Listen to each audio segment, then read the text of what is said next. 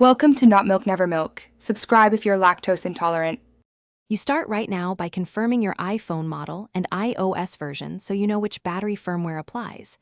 Back up the device to iCloud or Finder. Once done, make sure the backup completes. Charge to over 20% or plug in a light. This prevents shutdown during diagnostics. Gather tools, a pentalobe screwdriver and a spudger. These first steps avoid data loss and allow safe disassembly. Do not proceed until backup and charge are verified. Once done with prep, check settings battery health and read the unverified message. Note any serial mismatch. Power the iPhone fully off. Remove the display gently, work slowly to avoid tearing flex cables, and disconnect the battery connector. Document connector positions with clear photos. This helps if connectors look similar.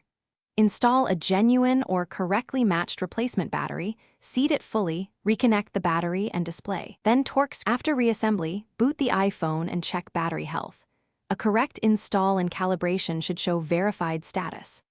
To calibrate, charge uninterrupted to 100%, then use the phone until it shuts down and recharge to 100% again.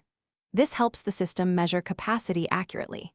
If the unverified label persists, power down and recheck connectors and seating. Once connectors are confirmed, consider reflash options if you have tools, or take it to Apple-authorized service. This single troubleshooting step resolves most recognition errors.